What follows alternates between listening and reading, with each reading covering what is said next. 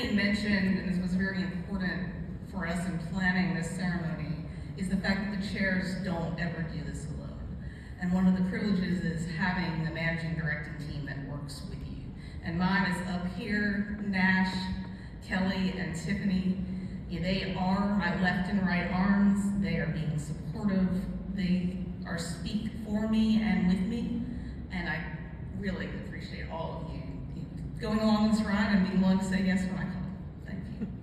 And our staff,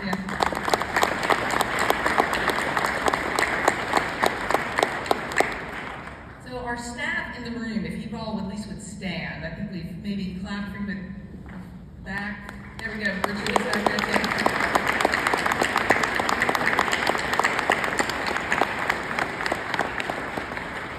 One of the things about looking backwards and forwards is that staff is the glue that holds us together and be sure that we are consistent. It is not easy to move from one chair team to another, but they do that. They've been stable, they have been around for a long time. They, as Danny said, know what our weaknesses are, what our strengths are, and we are so grateful for each of them. So I just want to give a few remarks, because one of the appealing things to me about having the passing the gavel tonight at the start of fall leadership was to talk about what a difference all of you can make in the lives of the other people around you. Those differences build the contributions that we as a section make when we're trying to do something in the rule of law, in our good works programs, in engagement of our members that we may never see, but that are out there reading our publications. And the next few days, we're going to have a lot of focus on our strategic plan, focusing on meeting our mission, what we're doing on a national scale, the hard things that we are dealing with. But tonight, I really wanted to focus on much more individual actions that we can each take. I want you to really focus on using these days together, which have been a sacrifice for you to leave your jobs and families, to make a difference in the lives of those and other around you. And as John said, it's the connections that really make the section special and allow us to do what we do for the greater world. As background, I believe that people cross paths for a reason, and those crossing of paths can change lives. I want to explain that a little bit and urge you to make a difference in the lives of those whose paths you cross during this meeting. So I'm going to share a bit of my story of my improbable road to standing before you here today. And it's really not about me, it's about the fact that I want you to think about your path that is an improbable one and open your eyes a bit to what may be out there. So to start, it really is improbable that I'm standing here because my father was born in occupied Poland. As the Russian troops moved towards the west, my grandmother took 3 little boys under the age of 8 and fled. They didn't know where they were going. They didn't have anything. They just took what they could carry. They slept in barns. They stole chicken eggs, and they eventually made it into Germany as the war was winding down. They then spent the next 8 years, essentially, in a displaced persons camp in Germany. In 1951, the US government made a decision to invite some of those displaced persons that were kind of lost souls after the war to the United States. And my grandparents made the brave decision to apply and qualified to come over to New York. My dad still remembers being on the ship with a US naval vessel when they came into New York Harbor. And everyone urged him to come upstairs to see the Statue of Liberty, but he was 8 years old. So he said, I'm staying downstairs and I'm eating bananas. And to this day, and Elizabeth can attest to it, he tells the story of that was the right decision for him to make ahead of the processing hours that followed, that he was the only one that had made the right decision in the family. Now, what that little boy never could have imagined was that his daughter would someday marry the grandson of a US Navy person on that same ship.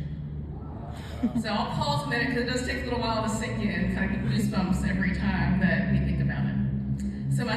Steve and I were talking to his grandfather before we got married, and he shared how he was an enlisted Navy chief, served on the USS Baloo, and he was transporting displaced persons to the United States, and he was talking about how miserable these people were that were being carried over. It was such a long voyage, and we started to put it together. So we went back to the ship's logs, got the tags that my dad wore around his neck on that ship, and confirmed that he indeed had transported my dad to the United States. Wow. And he did get to meet my father ahead of our wedding as well, to bring that improbable crossing of paths full circle. And of course, the ultimate result of those cross paths are our children, Elizabeth and Andrew. I'm so appreciative of Steve and Elizabeth making the trip up today. I know it was hard. Elizabeth had to miss school yet again to come up, and Steve had to miss work, but I really appreciate it. Our son Andrew is a freshman in college and wasn't able to join us, but Elizabeth is recording it for him, I think. So, back to those 3 little boys who left occupied Poland. Thanks to public education that lasted all the way through college at the time, lots of hard work, odd jobs, all 3 of those little boys actually did the improbable too. All 3 got PhDs in the United States. So with that background, I grew up recognizing the importance of the education, of the opportunities in the country, of the systems that allowed that opportunity to exist. But I was completely unfamiliar with the legal system, the legal professional system, definitely. And so it was sort of improbable that I decided to go to law school. And when I did, it was the next time that someone stepped in and changed my path forward. I had a law school professor that my mother later designated as a guardian angel because he was speaking about me and on my behalf in rooms that I wasn't in. He was a true sponsor. Professor Zeppos was the one who suggested that I, as someone who grew up in Baltimore, Maryland, go down to Birmingham and interview at Bradley area. In his view, Alabama at the time was tort hell, and it was, right? So the best of the plaintiff's bar and the best of the defense bar would congregate in Alabama in order to deal with issues in very dangerous jurisdictions. So he said, if you want to be part of a cutting-edge bar, and you want to put yourself in the middle of that high-stakes litigation, go try this out. I know it was way beyond anything you were contemplating, but do it. That wasn't a path I'd expected, of course, but it was a very fortunate recommendation, and more importantly, an example of someone who didn't have to take the time to sit down with me as a 1L student and say, let's talk about what your future looks like. There are plenty of other things that were on his plate as a professor, but he did that and he changed my path. And then, of course, when I went down to interview at Bradley Aaron, despite the fact that I had no connections to the South, they took a chance on me. There, too, there were a lot of individuals, most of whom looked nothing like me and did not have a background like mine, who took time to mentor and sponsor me at every turn. They were the reason that I stayed. Again, they had full practices, plenty of other things going on, but took the time to say, I want to make a difference in your life. I've been practicing with that talented group of lawyers for over 25 years now. I'm very thankful that our managing partner, John Skeeters, came up from Nashville with a group of Bradley litigators from 5 of our offices, then they're all here this evening. So thank you. I think you can see from these stories how I've formed this belief that one person's interest and counsel can change another path, and that people cross each other's paths for a reason. But I want to fast forward a bit just to when I came to my first section event. And I know that's the case for some of you out there, so anyone with a blue tag is a new leader at least. They've not been to this meeting before. It's kind of nerve-wracking to walk in a room like this and not feel that you know a bunch of familiar faces. But I can remember what I did, which is what a lot of you have done for tonight, is that I signed up for a dining round. I signed up for a Women Advocate Committee dinner. I knew no one else at the meeting at all. And I could have stayed in my room that night, but what I did was say, well, let me go ahead, I'll go, this is why I'm here. I want to start making connections. And I nervously walked in the room, and what happened? Paula Hinton, who is sitting right here, was the first person I met. And for those of you that know Paula, you know exactly what she did next. She pulled me aside, started making connections. She literally got on the phone and connected me with someone that she knew. You'd think the next time I saw her at the meeting, she gave me a referral and then gave me instructions to go back to my firm and be sure I got credit and not someone else. So that's Paula. So the next thing I knew, I was planning dine-arounds with B.D. O'Donnell, who is also here, doing subcommittee projects, writing for newsletters, recording sound advice, everything that all of you are doing that is putting our content out there and making engagement meaningful.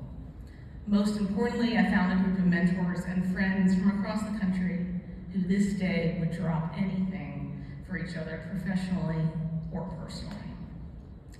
One of my partners summed it up well after I returned from a section event. We were very deep in trial prep. He knew it had been challenging for me to leave. I was leaving, the kids were very young at the time. We were in the middle of prepping witnesses. And when I returned, he said, whatever you're doing there really energizes you. Keep doing it. And yes, part of that energy came from seeing the caliber of programs. We're going to see it tomorrow morning's plenary. Part of it was contributing to projects that improve the legal profession. But it was really the energy I received from all the connections of people that are in this room that kept me coming back. And this isn't unique to me.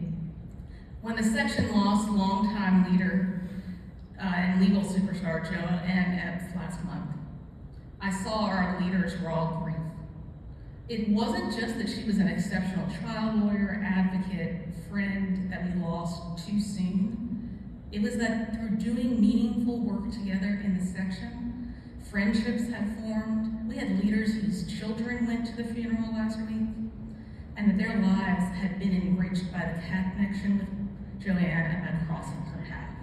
For those of you that want to learn a little bit more about Joanne, one of our leaders has left the pamphlet up at the registration desk that was at her funeral last week in Philly. Now, the most common refrain I heard from leaders in the following days after passing, after the initial shock of the passing, was, I didn't thank her enough for the difference she made in my life. So my first charge to you in closing is to ask you to thank those in the room who have made a difference in your path. I thank all of you for entrusting me in this role and allowing me to serve with you.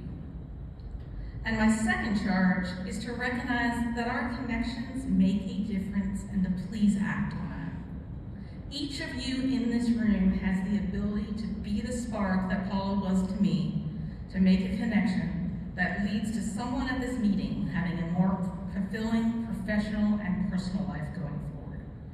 When you do that, you set off a chain reaction of people who work together to make a difference, and it affects the rule of law, what we do there, our contributions to society, our good works, and to demonstrate that we as lawyers can be a force for good in this world. We have the fortunate opportunity of being part of an organization that makes a difference in the system and that keeps this country together when it functions correctly. The more of us that are engaged in content creation and demonstrating how to disagree civilly, the bigger the difference the section can make. But all of that takes engagement, and you help create that engagement by making the meaningful connections and then letting it spread out beyond this room. So I challenge you as we walk into the reception in a few minutes to be the one who makes a difference in someone else's life. Your paths have crossed here for a reason. Get to know each other, find ways to engage our new leaders, and I hope that their lives, yours, and the future of the section will be changed for the better. So one final toast before we go out. Here's to you, the connections you will make, and the lives you will change. Thank you.